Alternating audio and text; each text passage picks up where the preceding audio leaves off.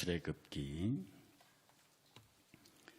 6장 28절부터 7장 7절까지입니다.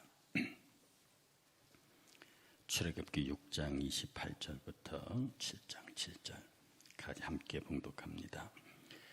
여호와께서 애굽 땅에서 모세에게 말씀하시던 날에 여호와께서 모세에게 말씀하여 이르시되 나는 여호와라. 내가 네게 이르는 바를 너는 애굽 왕 바로에게 다 말하라. 모세가 여호와 앞에서 아뢰되 나는 입이 둔한 자이오니 바로가 어찌 나의 말을 들으리까. 여호와께서 모세에게 이르시되 볼지어다. 내가 너를 바로에게 신같이 되게 하였은즉 내 형 아론은 내 대언자가 되리니 내가 네게 명령한 바를 너는 내 형 아론에게 말하고 그는 바로에게 말하여 그에게 이스라엘 자손을 그 땅에서 내보내게 할지니라.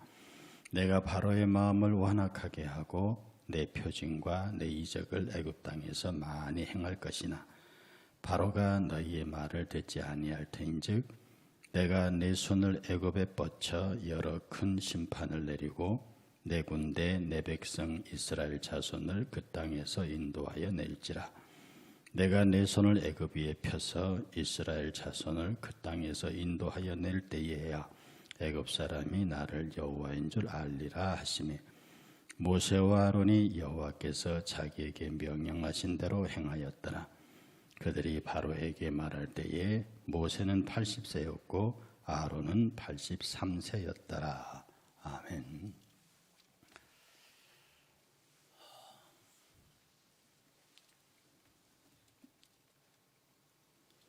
모세와 아론이 바로 앞에 나가서 여호와의 내 백성을 내보내라는 말씀을 전하죠.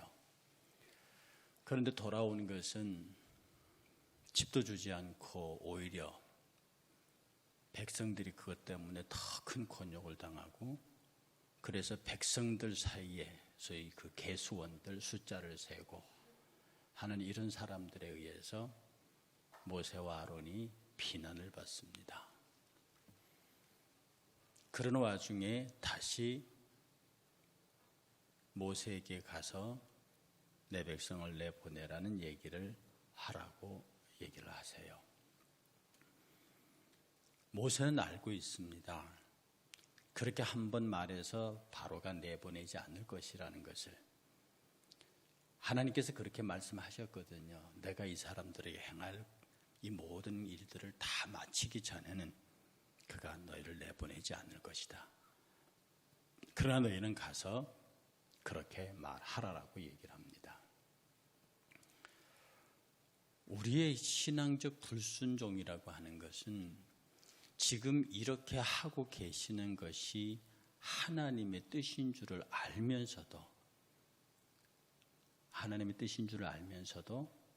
그것이 내 뜻과 맞지 않기 때문에 또 내가 대단히 불편해지기 때문에 그리고 내가 사람들과 사람들 사이에서 굉장히 곤란한 입장에 처하기 때문에 왜 하나님은 이런 것들도 고려하지 않으시고 저를 이런 곤란에 처하게 하십니까? 어제 말씀드렸던 대로 하나님께서는 이 백성들이 이 고난을 당하는데도 그냥 내버려 두신 참 무능하신 하나님이에요. 그러니까 바로 앞에 서지 않겠다는 내 판단이 옳지 않았습니까? 지금 바로 앞에 모세가 가지 않겠다는 말은 하나님 판단이 틀렸어요. 제 판단이 맞는 겁니다. 이 이야기를 지금 모세가 하고 있는 겁니다. 사람들이 어떤 일이 벌어지거나 문제가 생기면 그것을 늘 자기 안에서 찾는 것이 아니라 모세가 정말로 빛나는 하나님의 형상과 하나님의 역사하심을 지팡이가 뱀이 되고 손이 문둥병이 되었다가 깨끗해지는 이런 경험들 그리고 말 못한다니 아론을 붙여준다는 얘기들 이런 말씀들이 실제로 눈앞에 벌어졌음에도 그만큼 모세의 마음은 폐쇄되어 있고 수축되어 있고 움츠러들어 있고 자신감이 결여되어 있고 그렇게 하나님이 배후에 서 계시겠다고 하는데도 모세는 끝까지 오늘 본문 속에서도 6장 마지막 절에 나는 역시 말을 못해서 못 간다고 말합니다. 이 일 때문에 앞에 하나님이 화도 내셨잖아요. 여호와께서 노하여 가라사대 네 형 아론이 있지 않느냐, 내가 그가 말을 잘하는 줄 아노라. 오늘 본문에서는 너는 바로에게 신과 같은 존재가 될지니 너는 가만히 있고 아론에게만 말하고 아론이 그 말을 하게 될 것이다. 이렇게 하는데도 모세는 여전히 자신 없는 표정을 짓고 있는 거죠. 우리가 이런 큐티를 하면서요, 어떤 것들을 경험하느냐, 노력하셨냐 하면 이 말씀을 내게 실제로 나의 삶에 적용시키는 그런 것이 필요합니다. 언젠가 한번 설교 때 말씀을 드렸는가, 어떤 할머니가 권사님이 이 성경 큐티를 하면서요, 그 우편 한편 강도가 구원받은 그런 구절을 읽었어요. 그리고 새벽에 기도하면서 말합니다. 하나님 오늘 내게 강도 하나를 구원하게 하시려는 모양입니다. 얼마나 1차원적이고 직설적이고 그리고 단순한 믿음입니까? 근데 하루 종일 기다려도 강도가 안 와요. 그런데 진짜 강도가 저녁에 왔습니다. 이 강도가 술이 취해가지고 칼을 들고 들어왔는데 보통 같으면 기겁을 할 일인데 아이고 강도님 오셨느냐고 쫓아나가서 그 손을 붙잡고 앉혀가지고 차 한잔 하라고 그랬더니 이 강도가 어리둥절. 이게 무슨 일이냐? 내가 오늘 아침에 새벽에 강도 이야기 읽었는데 내가 당신을 기다리고 있었노라고. 강도가 진짜 두 번째 어리둥절. 그 강도의 손을 잡고 차를 내주면서 당신이 얼마나 힘들었으면 이런 일을 하겠소라고 정말 어머니처럼 끌어안고 그렇게 기도하니 강도가 세 번째 어리둥절 울고 통곡하고 하나님, 내가 정말 오늘 우리 어머니 같은 분 만나서 그렇게 회개하고 돌아갔다. 이런 감정이 있습니다. 우리가 말씀의 큐티를 할 때요, 그랬다더라, 그랬구나, 그게 아니라 이 말씀을 나의 삶, 나의 현실 속에 적용해서 하나님은 미래를 말씀하시지만 그 미래의 말씀을 오늘의 내 사건으로 적용해서 순종하는 것. 어쩌면 이것이 큐티의 바른 이해이기도 합니다. 우리 주변에 발생하는 모든 일, 그런 일들에 관하여 이것이 나의 허물 때문이다. 이것이 나의 부족 때문이다. 하나님이 모세에게 듣고 싶어하는 얘기는 그거예요. 하나님 죄송합니다. 제가 용기를 가지고 담대하게 나와서 바로 한판 떠야 되는데 바로 하고, 근데 제가 바로 앞에만 들어가면 작아지네요. 옛날 일이 생각나고 40년 동안 그냥 목자로만 돌아다니는 것이 너무 바로 앞에 위축이 되고 옛날에 사람 죽여서 도망갔던 일도 생각나고요. 비록 그때 바로는 아니지만 제가 이렇게 약해집니다. 용기를 주십시오. 그리고 한판 떠야 되는데 옛날의 그 기억과 40년 동안 목자로 지내면서 그 위축된 자기 자신이 안에 있는 수직된 이런 자아를 움츠러 놓고 오히려 하나님 탓, 당신 무능하단 말이지만 하나님 탓하고 그래도 내가 안 가겠다, 내 말이 맞았습니까? 라고 억지로 자기 위안을 삼는. 그러니 하나님께서 모세를 향해서 너 정말 그럴래? 이런 소리를 듣게 되는 겁니다. 오늘 이 모세의 모습을 보면서요, 여러분의 모습을 발견하세요. 이 모세의 모습을 통해서 내가 자꾸 하나님 탓하려 하지 않는가? 내가 말을 못하는, 내가 재주 없는, 내가 사람들 사이에서 별로 인정 못 받는 그런 이런 식으로 자기를 학대까지는 아니더라도 자기를 비하시키고 겸손한 게 아니라 자기를 천하게 여기는 그런 것으로부터 벗어나야 합니다. 바로가 왜 모세의 말을 안 듣습니까? 바로는 구조적으로 모세의 말을 들을 수 없게 돼 있어요. 왜? 바로는 그 당시 신앙 체계와 종교 체계상 바로는 신이거든요. 태양의 아들이거든요.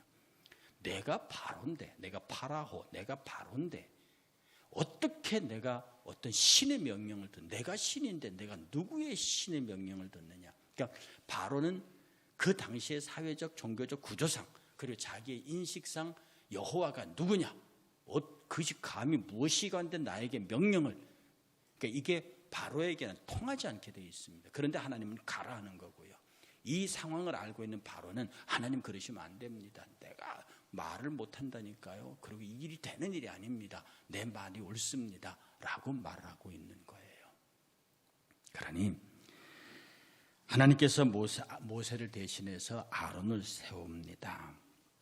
아론을 세웁니다. 그리고 또 말씀하시기를 5절에 내가 내 손을 애굽 위에 펴서 이스라엘 자손을 그 땅에서 인도하여 낼 때에야 애굽 사람이 나를 여호와인 줄 알리라. 그러니까 바로가 이 백성이 나가는 것을 보고 지가 내보내서가 아니라 이 백성이 나가는 것을 보고서야 내가 신이 아니라 그가 신이었구나 라고 말하게 될 것이라는 거죠. 여러분 이 사건을 쭉 읽어보면 뒤에 10가지 재앙 내릴 때 읽어보면요, 바로가 이런 말을 하긴 해요. 내가 그래 잘못해서 나가라 이렇게 얘기를 하거든요. 이건 어떤 면에서 우리가 말하는 회개의 모습이긴 합니다. 그런데 제가 언젠가 말씀드렸죠. 회개의 자백이 있느냐, 단순한 회개의 자백이 없으면 하나님 내가 이거 잘못했고 내가 이거 잘못했고 이렇게 하는 것은 여기에 자백이 빠지면 그 뉘우침에 불과합니다. 회개 속에 자백이 들어가는 것, 하나님 내가 이렇게 도적질을 했는데 내가 정말 어쩌다가 실수한 게 아니라 내가 본시적으로 약해서 내가 악해서 내가 당신의 말씀인 줄 알면서 명령인 줄 알면서도 내가 죄를 저질렀어요. 그러니까 사람은 다 도적질을 할 수도 있지 않습니까? 사람은 다 잘못할 수도 있지 않습니까? 근데 제가 이 잘못을 했어요. 이거는 다시는 안 그럴게요. 이건 뉘우치고 반성입니다. 그건 회개가 아닙니다. 회개는 하나님 제가 또 그랬어요. 내가 본래적으로 이런 죄를 지을 수밖에 없는, 하나님 앞에 의도적으로 이런 짓을 할 수밖에 없는 못나고 악한 존재예요. 나를 깨트리세요. 내가 정말 하나님 앞에 깨어지고 부셔져서 다시 하나님의 사람으로 만들어지기를 원합니다라고 자기가 철저하게 그 죄의 근원임을 자백하는 게 필요해요. 모세처럼 후회할 수 있습니다. 내 보낼 걸 가라. 이런 후회가, 반성이 담긴 회개를 우리는 그것을 회개라고 여기는 경우가 많습니다. 심판을 당하고야서 난 다음에 나가는 것을 보면서 저들의 하나님이 진짜 하나님이구나 라고 말하는 것은 믿음이 아니라는 뜻입니다. 의심 많은 도마처럼 내가 그 손바닥에 못 자국에 그 옆구리 창 자국에 내 손가락과 내 손을 넣어보지 않고는 나는 못 믿겠다. 보고서야 믿겠다. 그것을 주님은 믿음이 아니라 했습니다. 너는 본 것으로 믿느냐? 보지 않고 믿는 자가 더 복되다 말하는 겁니다. 그러니 우리들의 기도 속에요 자백이 있어야 합니다. 우리들이 하나님 앞에 회개할 때요 자백이 있어야 하고 실토가 있어야 합니다. 이 실토라는 말은 사실대로 말하는 거거든요. 그런데 여기에 실토는 자백의 실토입니다. 내가 그 짓 했어요. 그게 아니라 내가 또 그래서 이 악한 죄성을 어떻게 하지 못해서, 그러니까 죄의 행위보다도 그 죄의 행위의 근원이 되는 것이 내 안에 있습니다라고 이것을 끄집어내서 하나님 앞에 엎어치는 것이 실토와 자백입니다. 그런데 우리는요 그 죄의 자아는 꼭 안에 숨겨놓고요 그 죄의 자아가 행한 것들만 일일이 종알종알 내놓습니다. 그건 세상 사람도 해요. 그게 나쁜 짓인 줄 아니까, 그러면 안 되는 줄 아니까. 그건 반성이고 회개거든요.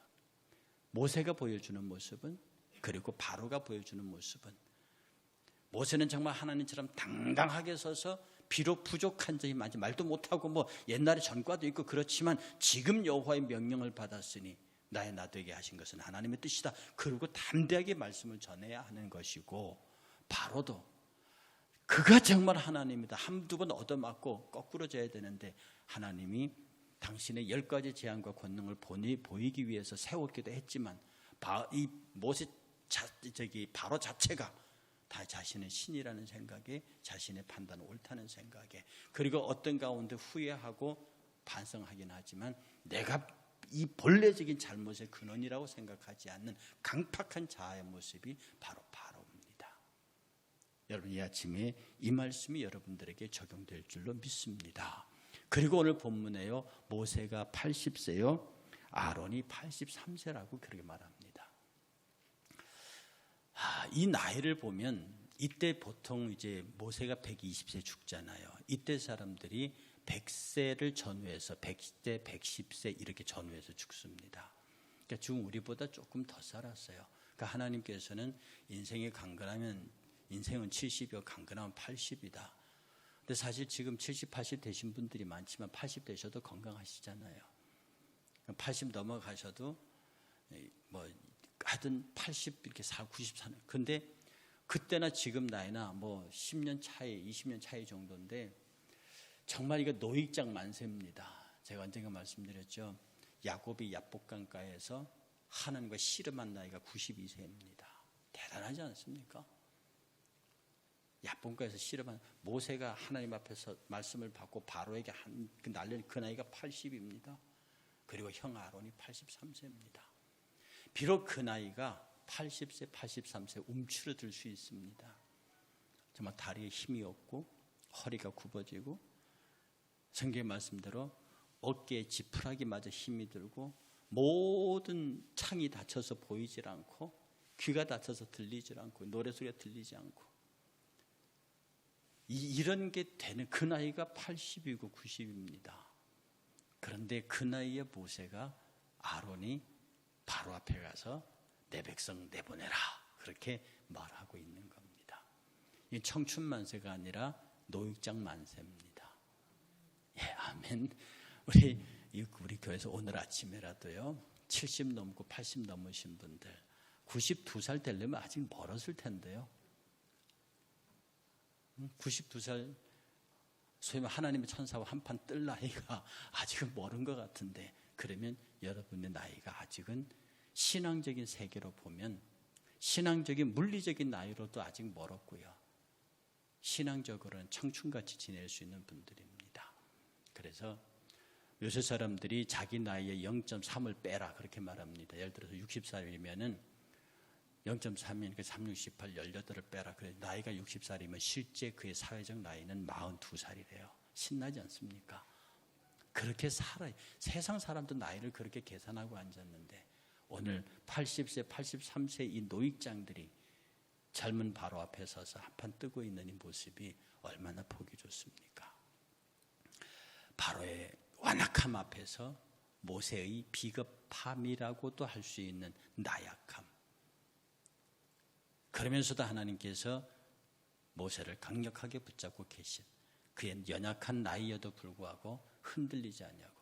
모세가 나중에 120살이 돼갖고 느보산 꼭대기에 서서 강 건너편 젖과 꿀이 흐르는 땅 그렇게 들어가고 싶은 그 땅을 느보산 꼭대기에서 바라볼 때에 그 눈이 쌍쌍하였다고 그랬어요.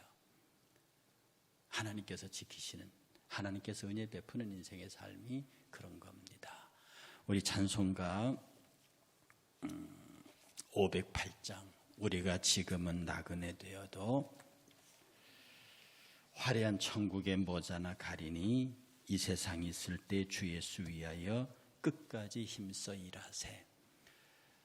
우리도 언젠가 모세가 그토록 들어가고 싶어 했던 젖과 꿀이 흐르는 가나안 땅 우리의 영원한 천국에 들어갑니다. 우리는 모세처럼 바로 앞에 서야 하고요. 우리가 나이가 80, 90이 돼도 모세처럼 행동해야 합니다. 우리를 복주시는 하나님, 은혜 베푸시는 하나님, 우리를 사랑하시고 우리를 통하여 큰 역사 이루시는 하나님. 그래서 오늘 밤 여러분도 저녁에 누울 때 내가 과연 모세처럼 그렇게 잘 변해가는가 그렇게 생각하시고 다음 한 주간 동안은 제가 새벽에 없습니다.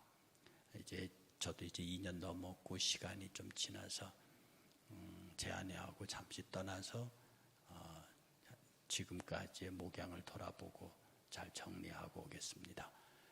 제가 없는 새벽 기간 동안이라도 여러분들 더 열심을 내셔서 하나님 앞에 여러분의 자아를 내어놓고 발견하는 그런 시간 되시기를 축복합니다.